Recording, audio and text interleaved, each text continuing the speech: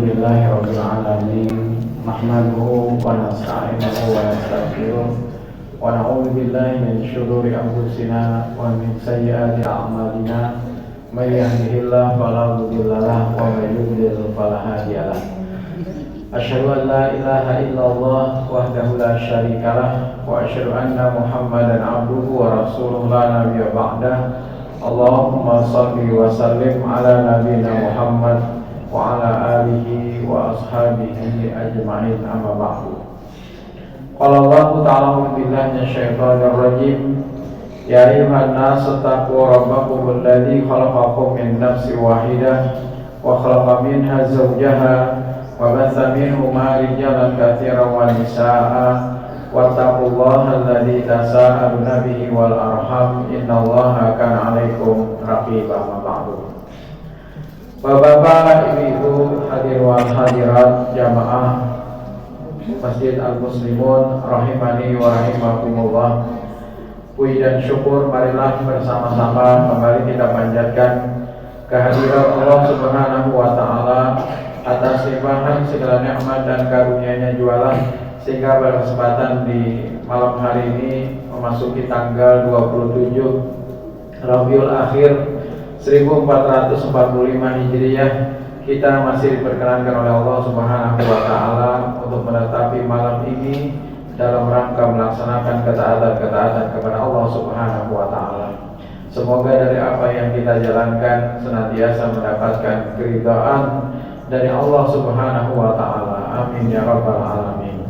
Karena sesungguhnya ia adalah berharga amal yang dilakukan oleh seorang hamba, melainkan amal itu ketika mencapai puncaknya itu adalah keridhaan Allah, itulah amal yang sebenarnya.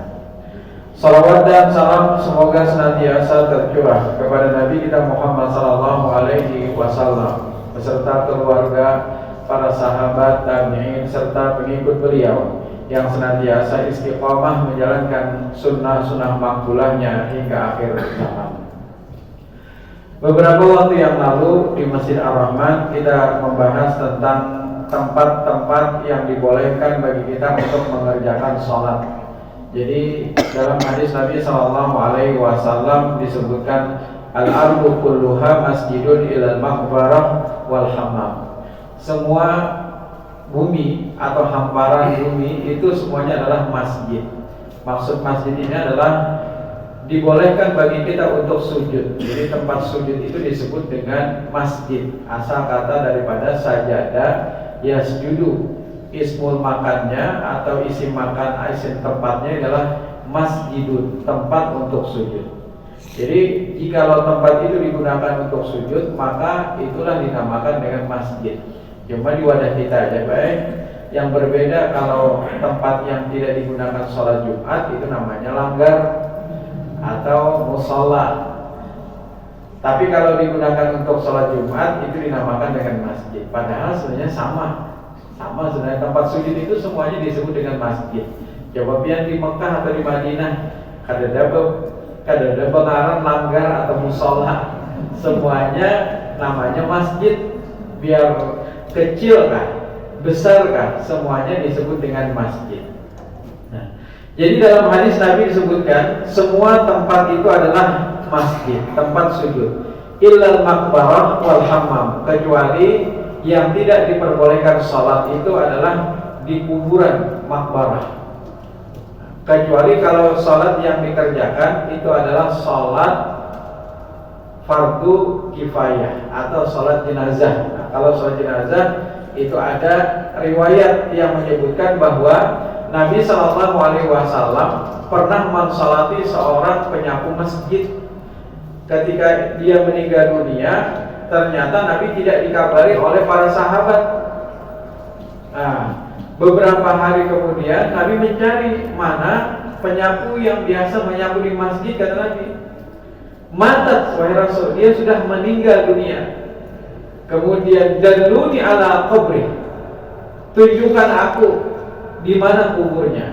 Kemudian akhirnya Nabi Shallallahu Alaihi Wasallam pun mensolati jenazah tersebut di sisi kuburnya, menghadap ke arah kiblat di sisi kuburnya, lalu Nabi mensolatinya. Kemudian kata Nabi apa? Innal maqbarah, sesungguhnya kubur itu adalah mamlu'atun mazlumatun, tempat yang sepi dan juga tempat yang gelap. Dan kuburan ini mendapatkan yunawwirullah, mendapatkan sinar atau juga cahaya dari Allah Subhanahu wa taala, tentunya berkat doa yang Nabi SAW panjatkan kepada Allah Subhanahu wa taala. Jadi hanya salat jenazah saja yang dibolehkan di kubur. Nah, kemudian yang dilarang tempat digunakan untuk sholat itu adalah hammam. Hammam itu WC atau juga kamar mandi, Pak. Kemudian tempat penyembelihan binatang, RPH mungkin, karena tempat itu najis, digunakan untuk menyembelihkan binatang yang setiap hari dilakukan. Tapi kalau halaman masjid digunakan untuk penyembelihan kurban, itu gak apa-apa Pak, karena hanya sesekali aja. Setelah itu kita bersihkan. Tapi kalau RPH, tempat penyembelihan itu setiap hari, dan itu menempel najisnya, kadang-kadang tidak bisa dibersihkan lagi. Kemudian selanjutnya adalah di atas Ka'bah juga tidak diperkenankan. Kemudian di kandang ternak atau binatang itu juga tidak diperbolehkan bagi kita untuk mengerjakan yang namanya sholat. Yang muncul pertanyaan adalah bagaimana kalau di masjid ada kuburannya? Nah ini, beberapa waktu yang lalu sempat heboh di masjid Muhammadiyah Sumaimiyah, tahun-tahun sudah lawas sampai beberapa tahun yang lalu. Jadi ada yang melontarkan bahwa di depan kubur, apabila ada di depan masjid itu kuburan, maka tidak boleh sholat di dalamnya. Apa dalilnya? Sidin berdalilkan la tusallu ilal kubur, janganlah kalian sholat menghadap kubur. Tapi kan di Masjid Muhammadiyah Sumaimiyah itu sudah di luar daripada tembok masjid, Pak. Jadi di luar daripada bangunan masjid, di luar juga setelah bangunan masjid kemudian ditambah pulang ada seng penghalang lagi, Pak.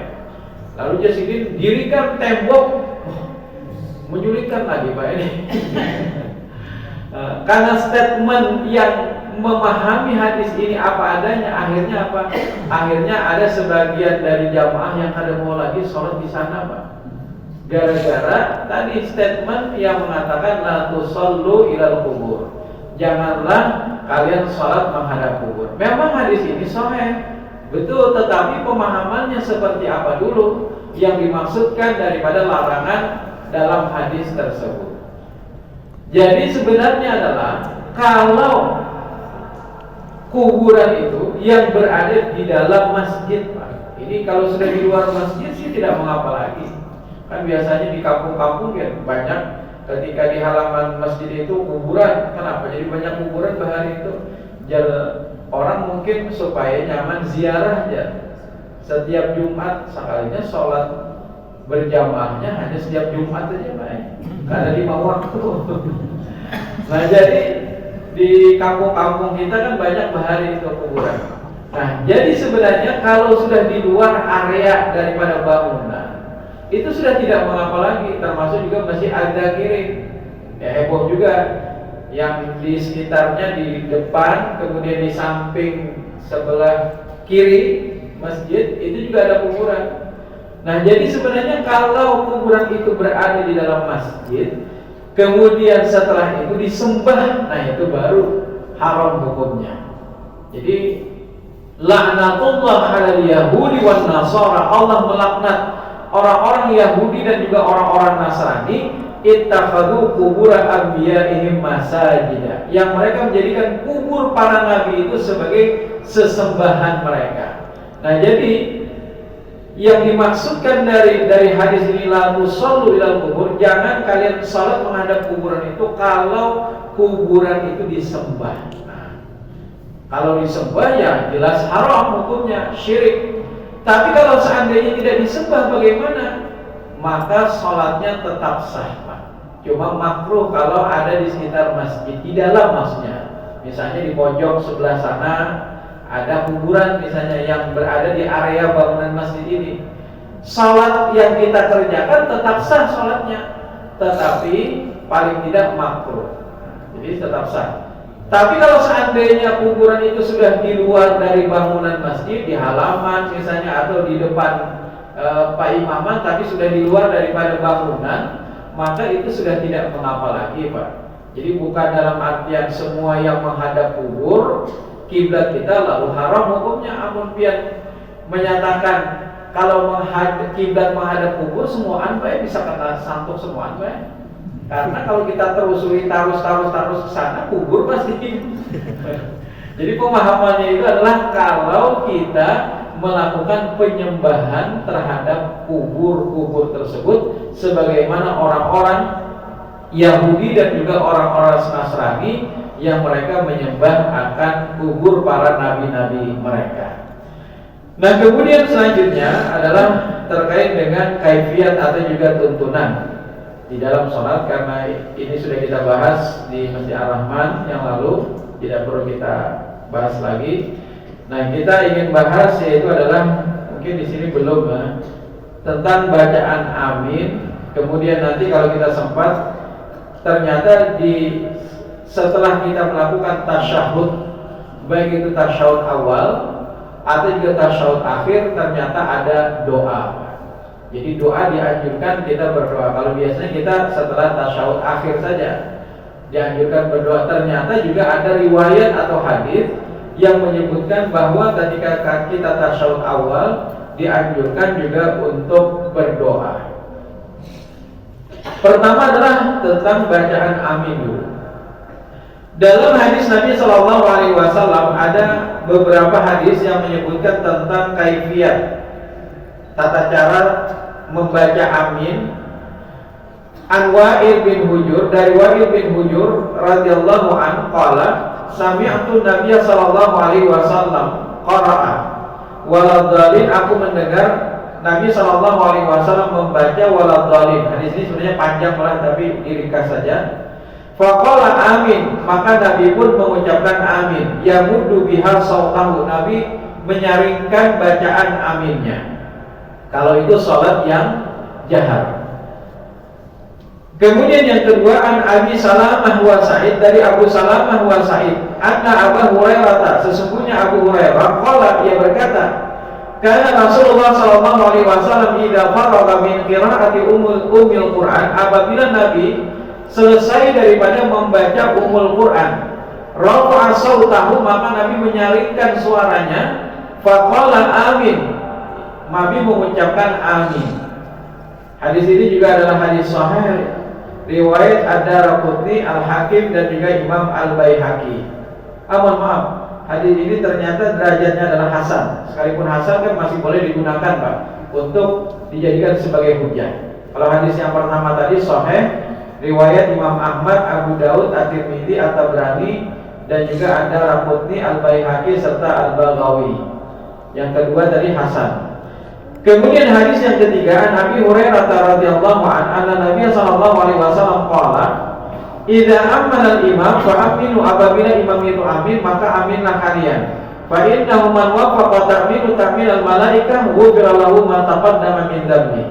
Barang siapa, kata Rasul, yang aminnya bersama dengan aminnya para malaikat, maka diampuni dosa-dosanya yang telah lalu, Pak. Luar biasa.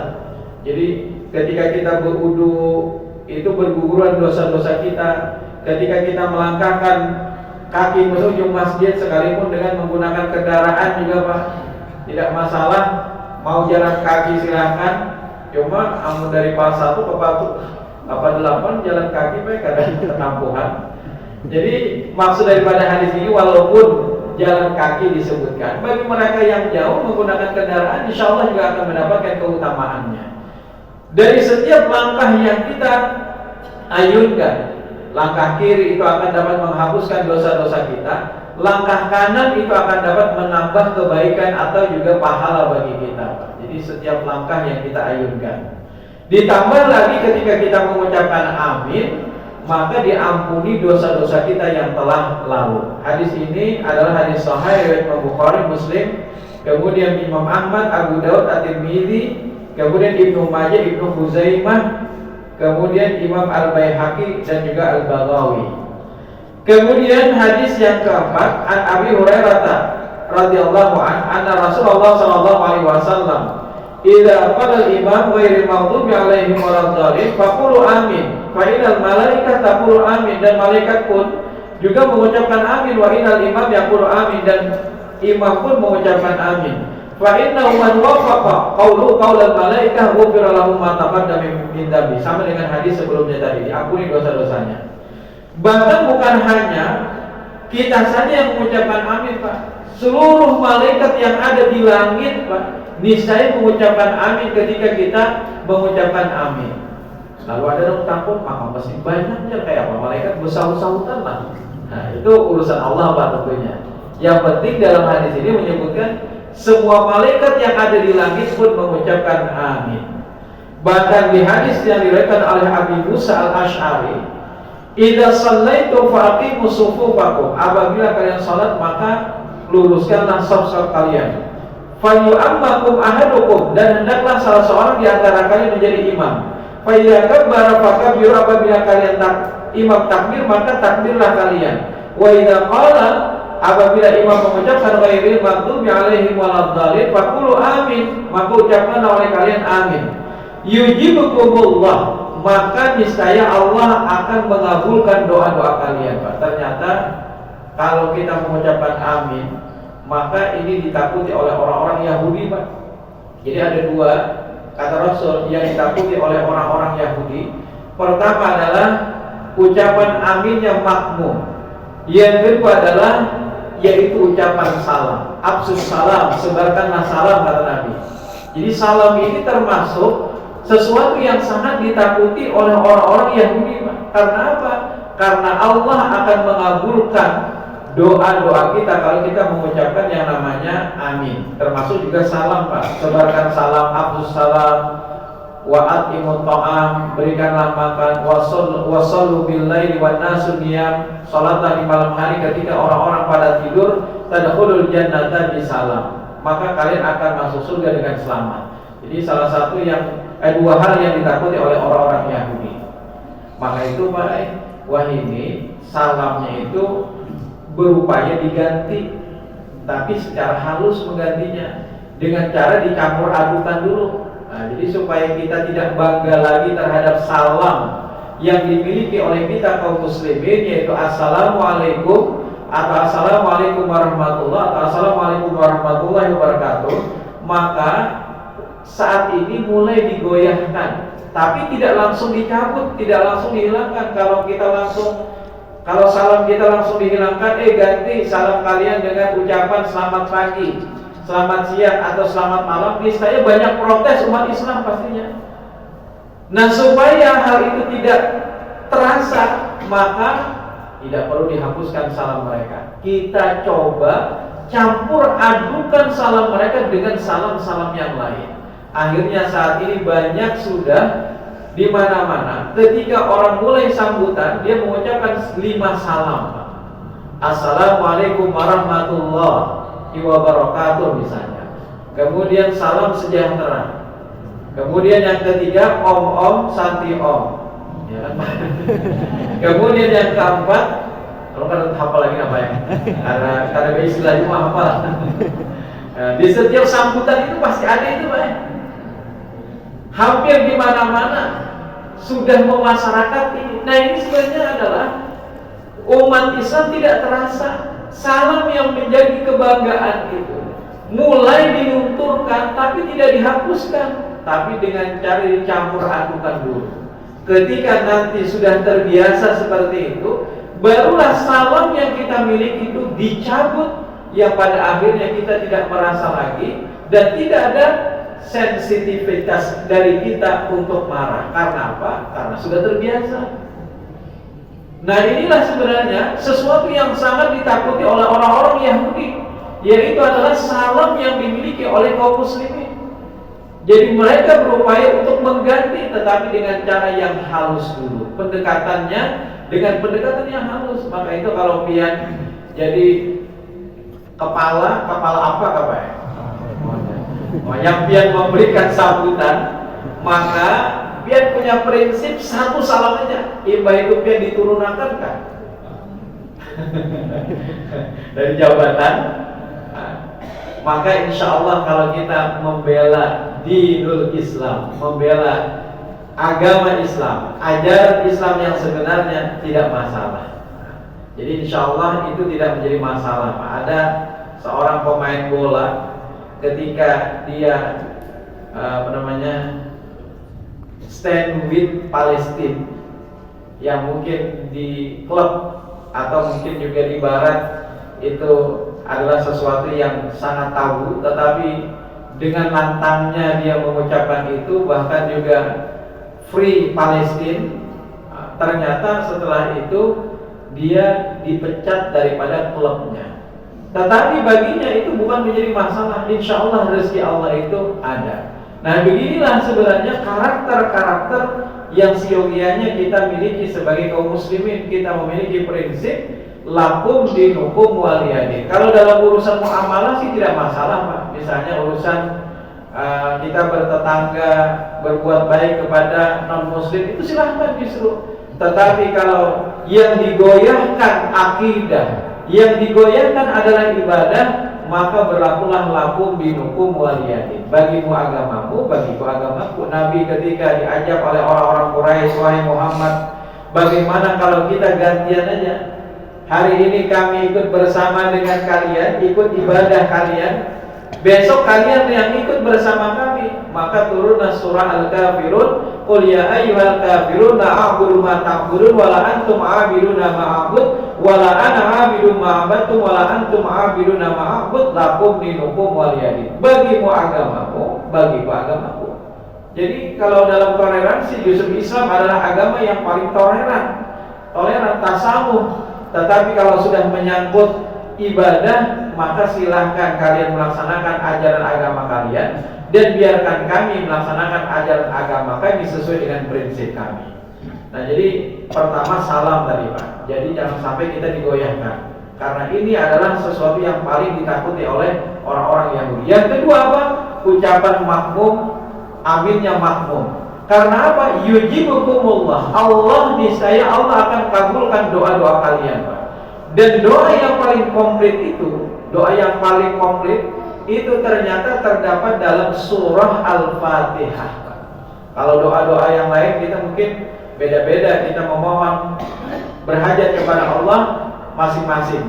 Tapi kalau kita mengucapkan Al-Fatihah, maka ternyata itu adalah doa yang paling komplit.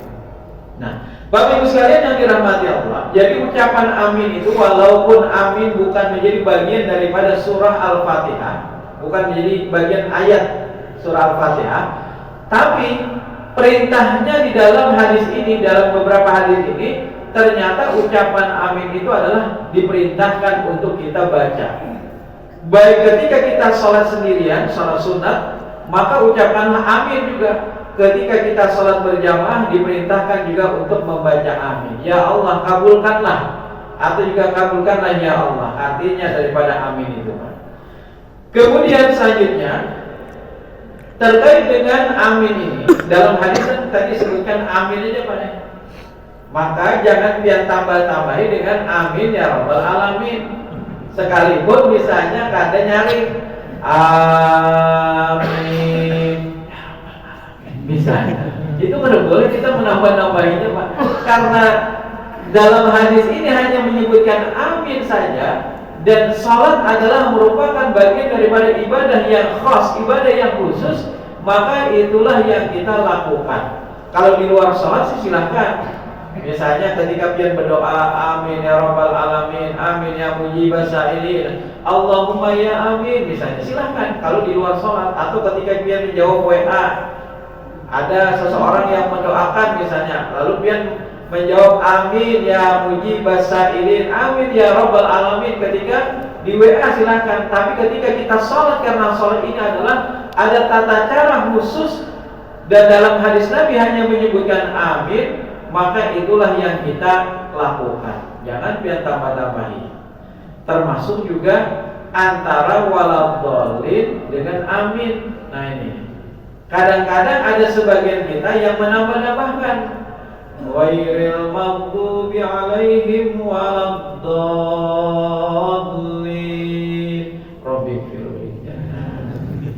Amin. Kenapa? Biar menambahi Rabiul Fi'il. Yasidin semestitan mengucapkan amin Yasidin mendoakan agar dikabulkan doaku Yasidin. Jadi bukan seperti itu Pak pemahamannya. Jadi ternyata tidak ada dasar atau juga hadis yang sahih atau paling tidak hasan yang menyebutkan adanya tambahan di antara waladhdallin dengan amin, yaitu sebutan Rabbi firli. Ternyata hadisnya dhaif atau juga lemah.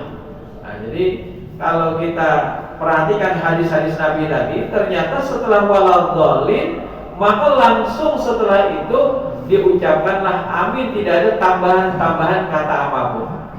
Nah, jadi dalam hal ini cukup bagi kita setelah waladhdallin maka amin saja, bersama-sama kita mengucapkan yang namanya amin. Coba ditunggu juga Bang, imam menarik nafas naik, ghairil maghdubi alaihim waladdallin, langsung amin, baru lagi imam mulai. Jadi tunggu dulu imam stop, mungkin imam anak menarik nafas dulu, lalu bersama-sama imam Pak aminnya. Walaupun memang di dalam hadis ini idza ammana imam, fi'il kata kerjanya adalah kata kerja maldi, kata kerja lampau. Idza ammanal imam, apabila imam itu telah amin, fa aminu, maka aminlah kalian. Tapi maksud daripada hadis ini bukan dalam artian aminnya imam dengan makmum itu berbeda, tidak Pak. Ternyata antara aminnya imam dengan makmum itu tetap bersamaan, sekalipun fi'ilnya, kata kerjanya di sini adalah kata kerja lampau. Ini ditegaskan dalam hadis Nabi riwayat Abu Hurairah tadi yang setelahnya, anna Rasulullah SAW qala idza qala al-imam, apabila imam mengucapkan ghairil maghdubi alaihim waladdallin faqulu amin, maka ucapkan oleh kalian amin. Fa innal malaikata taqulu amin, maka malaikat pun juga mengucapkan amin. Wal imam yaqulu amin. Jadi aminnya makmum dengan imam itu bersamaan, dan bersamaan aminnya imam dengan makmum dengan aminnya malaikat, maka diampuni dosa-dosa kita yang telah lalu Pak. Jadi jangan berdahulu imamnya, tapi bersamaan aminnya itu dengan aminnya para makmum. Ghairil maghdubi alaihim waladdallin. Amin, bersamaan aminnya imam dengan makmum. Nah, kemudian lafaz amin yang mafhum kita biasanya adalah dengan memanjangkan hamzah amin, dan juga lam jalalahnya amin, itu boleh. Dan ini biasa kita ucapkan amin. Yang kedua dengan memendekkan hamzah Pak, dan memanjangkan ya-nya. Amin. Nah, itu boleh juga. Jadi dua ini yang diperbolehkan. Panjangkan hamzahnya dan ya-nya juga dipanjangkan. Kemudian setelah itu pendek hamzahnya juga boleh, tapi ya-nya tetap dipanjangkan. Yang kada boleh itu kalau memanjangkan hamzah tapi ya-nya dipendekkan. Amin misalnya. Nah, itu tidak diperkenankan. Amin. Nah, jadi kada boleh Pak. Yang kedua yang juga tidak boleh adalah mentasydidkan mim. Amin. Jadi ada jeda atau tasydid di atas huruf mim. Nah, itu kada boleh juga. Jadi seolah-olah berhenti pada huruf mim. Amin. Seharusnya kan amin. Nah, jadi tidak berhenti pada huruf mim. Bapak Ibu sekalian yang dirahmati Allah, kemudian selanjutnya adalah terkait dengan tasyahud. Nah, tasyahud. Ternyata di dalam tasyahud awal ada juga anjuran bagi kita untuk berdoa. Jadi setelah kita mengucapkan yang namanya tasyahud, masih sempat Pak? Dalam hadis Nabi SAW, tasyahud awal itu hukumnya adalah wajib Pak. An Aisyah radhiyallahu anha, dari Aisyah radhiyallahu anha, qalat, dia berkata, kana Rasulullah sallallahu alaihi wasallam yastaftihu shalah bitakbir, beliau membuka salat dengan takbir. Wa kana yaqul fi kulli rak'ataini at-tahiyyah, dan beliau membaca di setiap 2 rakaat itu adalah at-tahiyyah. Jadi setiap 2 rakaat beliau mengucapkan at-tahiyyah. Ini hadis yang pertama. Kemudian hadis yang kedua, an Abdullah bin Mas'ud radhiyallahu anhu qala, kunna la nadri ma naqul fi kulli rak'ataini ghaira an nusabbih wa nukabbir wa nahmada rabbana wa anna Muhammadan sallallahu alaihi wasallam allama fawatihal khair wa khawatimahu faqala idza qa'adtum fi kulli rak'ataini. Jadi langsung saja ke inti dari hadis ini. Apabila kalian itu duduk pada 2 rakaat, yaqul, maka ucapkanlah oleh kalian, faqul, maka ucapkanlah oleh kalian at-tahiyyat, yaitu at-tahiyyatu lillah dan seterusnya. Wa yatakhayyara ahadukum minad du'a, kemudian pilihlah bagi kalian doa yang diinginkan. Jadi silahkan setelah itu kalian mengucapkan yang namanya doa. Nah, Bapak Ibu sekalian yang dirahmati Allah, kemudian di dalam hadis Nabi Shallallahu Alaihi Wasallam yang lain disebutkan juga Rasulullah Shallallahu Alaihi Wasallam mengimami kami salat 2 rakaat. Kemudian setelah itu beliau langsung berdiri dan tidak duduk tasyahud. Jadi pada saat itu Nabi lupa tidak duduk tasyahud. Maka orang-orang pun berdiri bersama beliau. Ketika beliau menyelesaikan salatnya dan kami menunggu beliau salam, beliau bertakbir dan sujud dengan 2 kali sujud yang disebut dengan sujud sahwi. Jadi pada saat itu Nabi pernah terlupa, Pak. Nabi langsung berdiri, padahal tahiyat awal itu wajib hukumnya. Kalau berdiri dia tidak tahiyat awal, maka diganti dengan yang namanya sujud sahwi sebelum salam. Kalau seandainya lupa, maka boleh setelah salam. Jadi kalau dulu pernah juga belum sampaikan, kalau sebelum salam maka sebelum salam maka imam kita sujud sahwi salam, Pak. Tapi kalau ternyata kita lupa untuk sujud sahwi sebelum salam, kita ingatnya setelah salam, ya sudah langsung saya sujud. Kemudian duduk, tidak ada bacaan di antara duduk itu. Kemudian sujud lagi, bacaannya sama dengan bacaan kita sujud, subhanakallahumma rabbana wa bihamdika allahumma ighfirli, atau subhana rabbiyal a'la sebanyak 3 kali. Kemudian langsung duduk, tidak ada salam lagi karena salatnya sudah ditutup. Jadi kalau misalnya salatnya sudah ditutup, berarti tidak perlu salam lagi. Nah, Bapak Ibu sekalian yang dirahmati Allah, jadi berdasarkan hadis-hadis Nabi Sallallahu Alaihi Wasallam, maka setelah kita tahiyat awal itu juga ada anjuran untuk berdoa. Jadi tahiyat awal itu kan kita membaca at-tahiyat, at-tahiyatu lillah, dan bacaan at-tahiyat ini sebenarnya ada macam-macam bacaan, Pak. Jadi bukan kita mengira bahwa yang namanya at-tahiyatu itu adalah at-tahiyatu lillah saja. Kita kan biasanya membaca atau di sekolah-sekolah Muhammadiyah biasa memang kita diajarkan salah satunya di antara beberapa hadis. Cuma kalau dihafalkan semuaan kan kasihan, Pak. Lalu dipilihkan oleh majelis tarjih salah satunya, yaitu adalah at-tahiyatu lillah wassalawat wa thayyibat. Assalamu alayka ayyuhan nabi wa rahmatullahi wa barakatuh. Assalamu alayna wa ala ibadillahi sholihin. Asyhadu an la ilaha illallah wa asyhadu anna Muhammadan abduhu wa rasuluh. Itu yang pertama.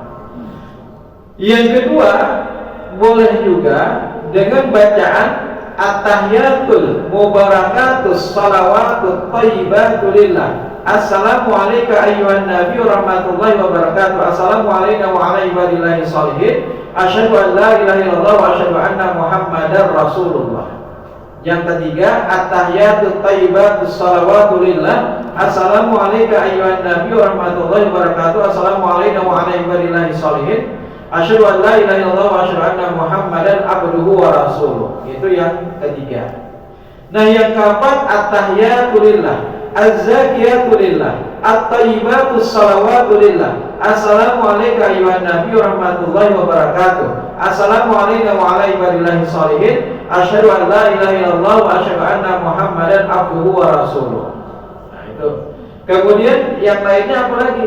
Boleh juga ini hadisnya marfu', Pak. Berdasarkan riwayat daripada Abdullah bin Umar. Bismillah, at-tahiyatu lillah, as-salawatu lillah, az-zakiyatu lillah. Jadi semuanya ini boleh diamalkan. Pilih salah satunya, Pak. Tapi yang mungkin menghafal keempat-empatnya, ya silahkan aja. Cuma kalau kita berat, pilih salah satunya saja. Sebagaimana misalnya yang dituntunkan majelis takjid, at-tahiyatu lillah wa salawatu wa thayyibat. Assalamualaikum ayuhan nabi warahmatullahi wabarakatuh. Nah, jadi setelah kita membaca tahiyat, lalu dilanjutkan dengan membaca salawat. Jadi jangan hanya berhenti setelah tahiyat innaka hamid wa asyhadu anna Muhammadan abduhu wa rasuluh. Jangan langsung berdiri, Pak. Kalau bisa lanjutkan dengan salawat. Salawat Allahumma shalli ala Muhammad wa ala ali Muhammad. Jadi bukan hanya di tasyahud akhir saja salawat itu, di tasyahud awal juga ada salawat, Pak. Allahumma shalli ala Muhammad wa ala ali Muhammad kama shallaita ala Ibrahim wa ali Ibrahim wa barik ala Muhammad wa ali Muhammad kama barakta ala Ibrahim wa ali Ibrahim innaka Hamidum Majid. Bahkan bacaan salawat ini juga macam-macam. Yang kedua misalnya Allahumma shalli ala Muhammad wa azwajihi wa dzurriyyatihi kama shallaita ala Ibrahim wa barik ala Muhammad wa azwajihi wa dzurriyyatihi kama barakta ala Ibrahim kama barakta ala ali Ibrahim innaka Hamidum Majid. Kemudian yang selanjutnya ada juga Allahumma shalli ala Muhammad wa azwajihi wa dzurriyyatihi kama shallaita ala Ibrahim wa barik ala Muhammad wa azwajihi wa dzurriyyatihi kama barakta ala ali Ibrahim fil alamin innaka Hamidum Majid. Kemudian Allahumma shalli ala Muhammad wa ala ali Muhammad kama shallaita ala ali Ibrahim innaka Hamidum Majid. Allahumma barik ala Muhammad wa ala ali Muhammad kama barakta ala ali Ibrahim innaka Hamidum Majid. Ada berarti 11 kan, Pak? Ada 11. Karena waktu juga, Pak, mungkin belum menyebutkan saja. Jadi ada sekitar 9 lah. 9 bacaan salawat dan semuanya boleh kita amalkan salah satunya karena ini didasarkan kepada hadis-hadis yang sahih. Hadis-hadis yang sahih. Jadi kualitasnya sahih.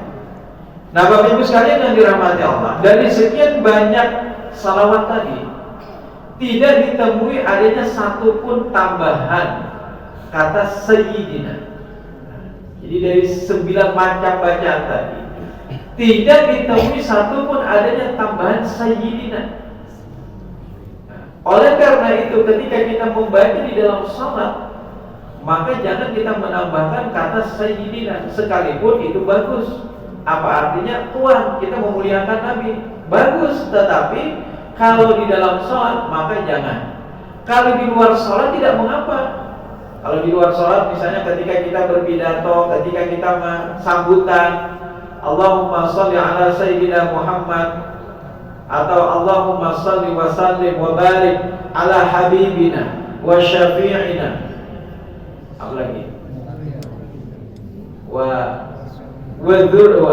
Allahumma sholli wa sallim wa barik ala sayyidina misalnya.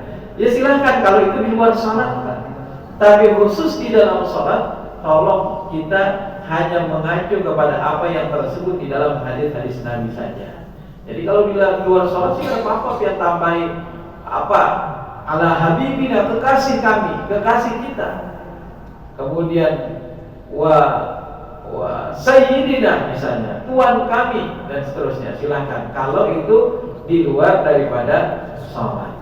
Nah, terakhir bahwa setelah kita membaca at-tahiyat kemudian sholawat, ternyata juga dianjurkan bagi kita untuk berdoa. Nah, berdoa. Dalam hadis Nabi Shallallahu Alaihi Wasallam disebutkan,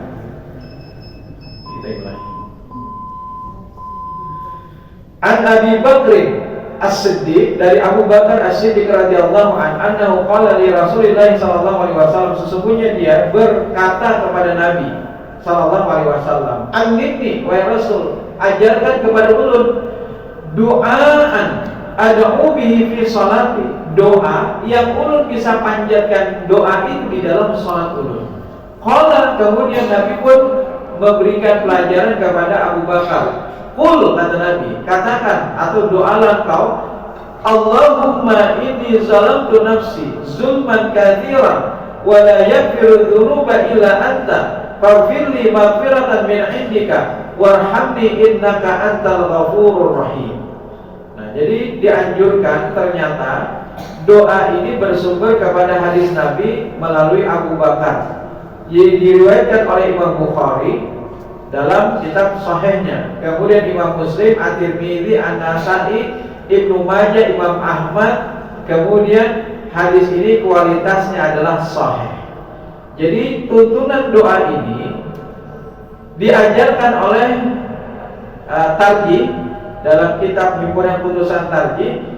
Dia dipanjatkan doa ini adalah sesudah tasyahud awal. Jadi setelah kita membaca tasyahud, kemudian salawat, kalau bisa kita membaca doa ini.